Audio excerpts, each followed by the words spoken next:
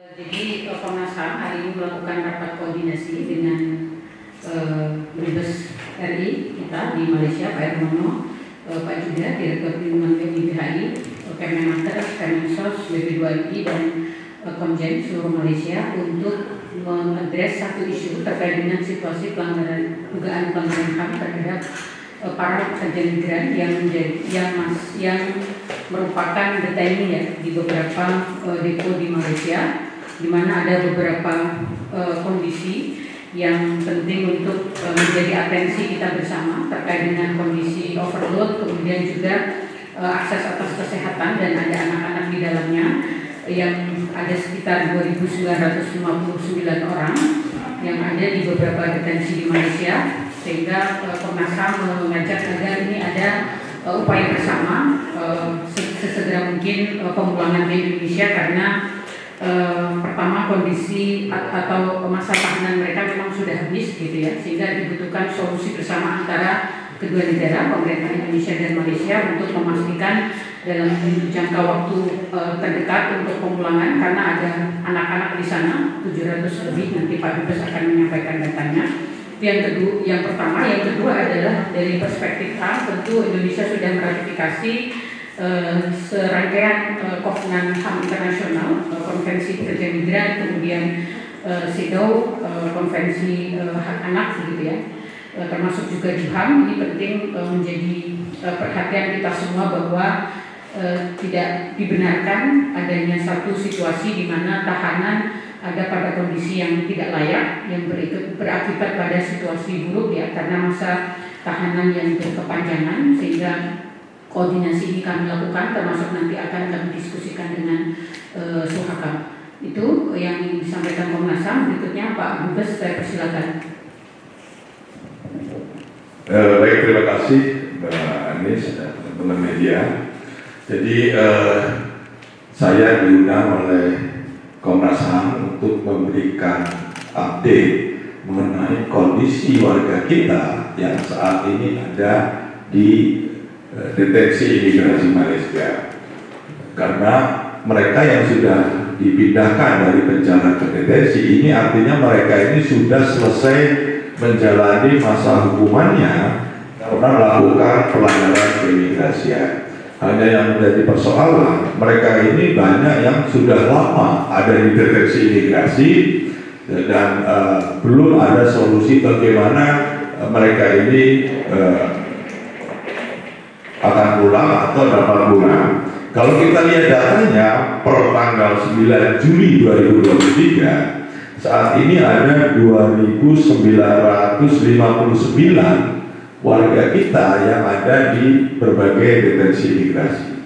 Dari jumlah tersebut ada 2.160 itu laki-laki, ada 697 perempuan, dan ada 762 anak-anak. Nah, anak-anak ini jumlahnya cukup signifikan ya, jadi ini juga menjadi perhatian khusus karena ada masalah hak anak yang juga harus dilindungi.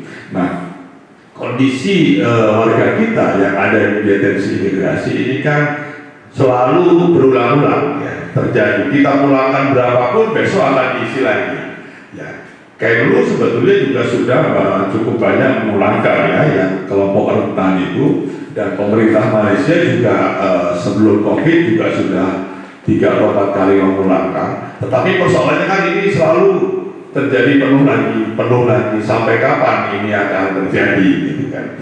Nah, kita di sini coba mencari solusi yang tentu tidak hanya KBRI saja, tidak hanya pemerintah saja, tapi juga kita memerlukan support dari civil society maupun lembaga negara seperti Komnas HAM. Nah, kalau kita melihat pola yang selama ini terjadi, pemulangan itu hal gampang. Itu hal gampang, tetapi ini akan terus berulang sampai kapan kita? Jadi memulangkan itu bukan suatu solusi yang berdiri sendiri ya.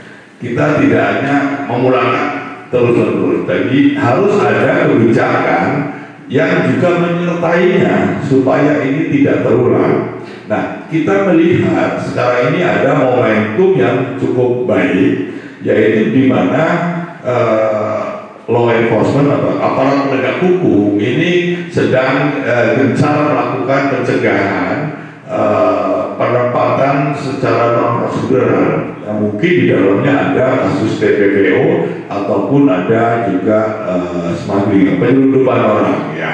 Nah, kalau pencegahan ini dapat terus dilakukan secara efektif dan untuk jangka waktu yang cukup panjang, ini bisa memotong rantai lingkaran setan ya. Karena semua yang ada di detensi imigrasi itu awalnya pasti karena berangkat secara non prosedural atau mayoritas mereka berangkat secara non prosedural dan tertangkap di sana. Dan ini juga nanti tentu Komnas HAM bisa dan pemerintah follow up dengan instansi lain agar penegakan hukum pencegahan terhadap penempatan yang non prosedural ini dapat terus dilanjutkan ya untuk jangka waktu yang panjang, tidak hanya sebulan 2 bulan lalu berhenti. Nah, ini yang kita khawatirkan, ini baru beberapa bulan ini berhenti karena kesibukan yang lain. Nah, ini yang sedang kita eksplor. Nah, tapi kita juga ingin tetap melanjutkan, minta kepada Kemlu untuk yang kelompok rentan, ya kelompok rentan itu ibu hamil, anak-anak yang sakit atau yang usia lanjut, ini bisa terus dilanjutkan, ya dipulangkan sebagai suatu prioritas. Sementara untuk yang lain-lainnya kita sedang mencari opsi yang lain. Kalau kita lihat datanya, sebetulnya sekitar 50% itu mereka mampu membiayai kepulangannya. Ya, tetapi persoalannya sekarang adalah bagaimana kita membantu mereka agar untuk membelikan tiket misalnya ya, dan juga mengurus dokumen yang lainnya. Nah, ini yang sedang kita eksplor, tetapi yang pasti kita sepakat bahwa memulangkan saja itu bukan suatu solusi, karena ini akan terus berulang. Jadi dia harus diikuti oleh kebijakan-kebijakan lain. Tadi kita sedang eksplor untuk kebijakan jangka pendeknya, kemudian jangka menengah, dan tentu jangka panjangnya, yang juga harus melibatkan ada semacam lembaga seperti Komnas HAM. Tadi sudah dibicarakan juga, Komnas HAM akan menghubungi mitranya di Malaysia, Sulhakam, agar melihat masalah ini juga dari aspek HAM-nya. Karena itu ada 600 lebih anak-anak ya, 762 anak-anak yang berada di depo imigrasi ya, yang ini tentu juga perlu mendapatkan perhatian. Malaysia pernah menyampaikan bahwa ini akan ditempatkan di shelter tersendiri, tapi sampai saat ini saya belum melihat ya. Jadi itu yang sedang kita bicarakan dengan Kemlu, Kemenaker, ada BP2MI, ada Komnas HAM, ada Kemensos juga di sana, mencari suatu solusi yang doable, yang dapat dilaksanakan dan durable, jangka panjang, tidak hanya one off, pulangnya selesai, nanti akan berulang. Ini yang sedang kita eksplor. Mungkin itu tanggapan dari saya, Mbak Anies. Terima kasih. Terima kasih Pak Dubes. Pak Sudah, silakan Pak Dir. Terima kasih Mbak Anies, Pak Dubes Hermono, teman-teman media. Pertama-tama kami mengucapkan apresiasi kepada Komnas HAM yang telah mengadakan rapat pertemuan melibatkan seluruh stakeholder terkait bagaimana kita melakukan penanganan secara komprehensif terhadap warga negara kita yang berada di detensi di Malaysia. Tadi Pak Dubes sudah sampaikan angkanya saat ini mencapai 2.959, yang ini perlu kita tangani. Ada 3 hal mungkin yang dapat kami share di sini. Yang pertama mengenai kondisi WNI kita yang ada di depo.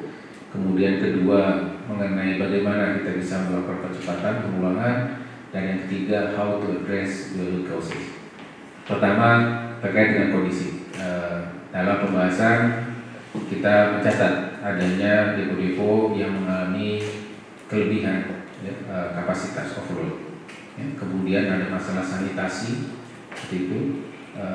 Banyak kasus yang kita tangani pemulangan itu menderita sakit kulit skabis. Itu memang menunjukkan bahwa tingkat sanitasinya rendah di berbagai depo yang ada di Malaysia. Dan kemudian terkait dengan akses kesehatan.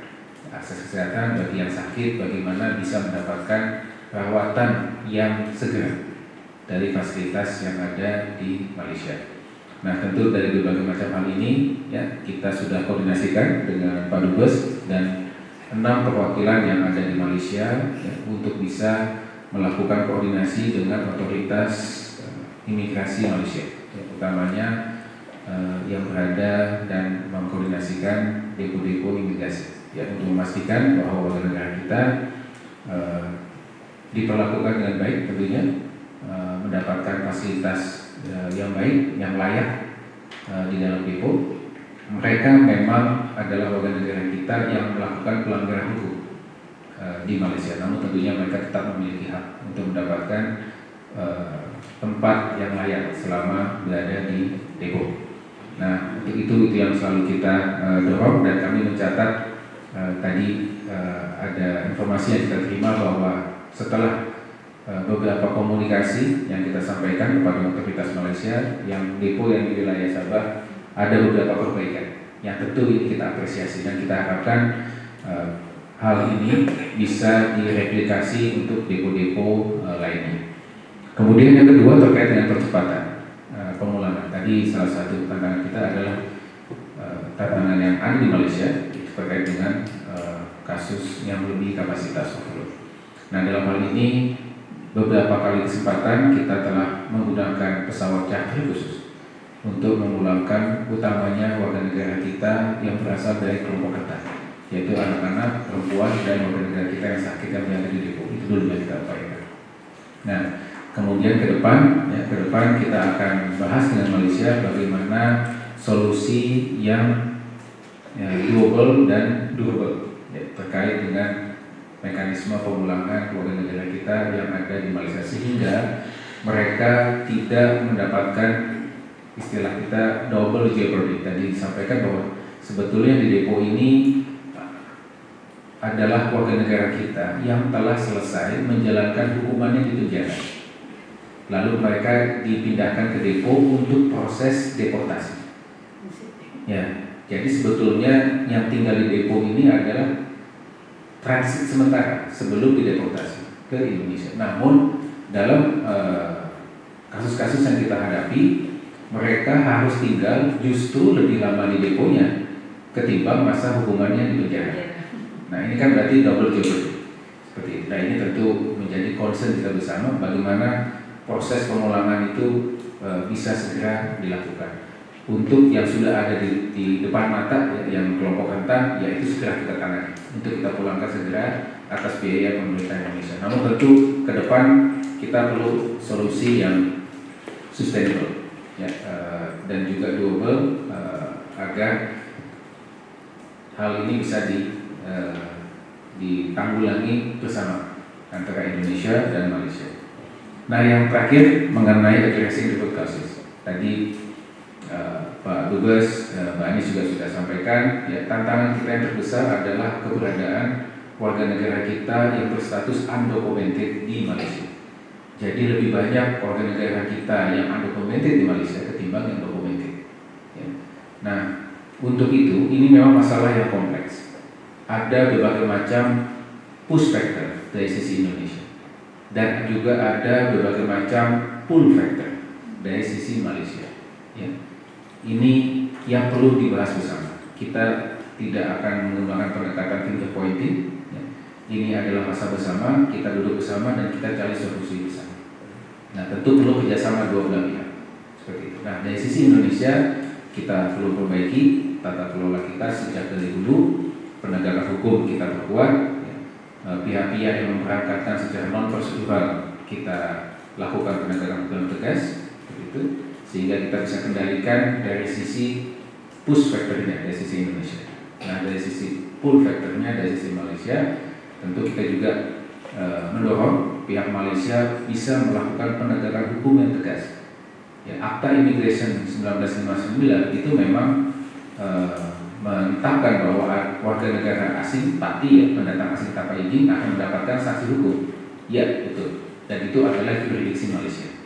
Namun di Akta Immigration 59 tersebut juga diatur majikan yang memperkerjakan warga asing ilegal itu juga ada sanksi hukumnya. Jadi kita minta ada juga sanksi hukum yang tegas kepada para majikan Malaysia yang memperkerjakan partai, sehingga dari sisi pull factor-nya dikendalikan.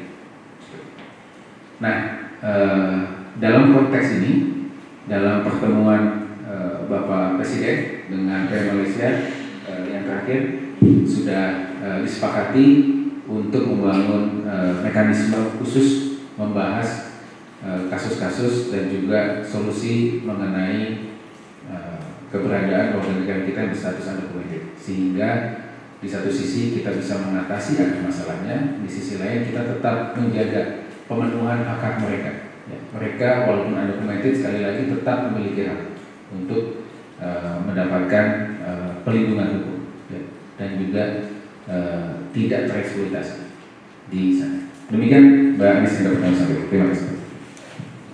Terima kasih Pak Hermono dan Mas Yuda. Teman-teman, saya kira itu yang ingin kami sampaikan, dan sekali lagi Komnas HAM ingin mendorong bagaimana pendekatan hak asasi manusia dioptimalisasi gitu ya, dalam respon situasi pekerja migran undocumented, untuk lebih bagaimana mengoptimalkan program-program pemutihan dibandingkan dengan razia penangkapan gitu, karena itu akan berdampak pada situasi yang overload di tahanan. Lalu yang kedua terkait dengan anak-anak tadi yang disampaikan, kita mendorong agar memang ada alternatif tahanan untuk anak-anak yang itu mementingkan kepentingan terbaik untuk anak berdasar pada prinsip-prinsip yang ada di dalam CRC. Dan yang terakhir Bapak Ibu sekalian, bahwa perspektif tentang trafficking ya, dalam konteks undocumented migrant workers penting diterapkan, terutama bagi mereka yang sudah dipulangkan ke Indonesia. Perlu dilakukan assessment terhadap perempuan dan anak untuk memastikan bahwa pemulihan pasca deportasi itu juga menjadi bagian dari hak mereka sesuai dengan standar pasal 8 Deklarasi Universal Hak Asasi Manusia. Saya kira itu. Terima kasih atas perhatiannya. Selamat sore. Assalamualaikum warahmatullahi wabarakatuh.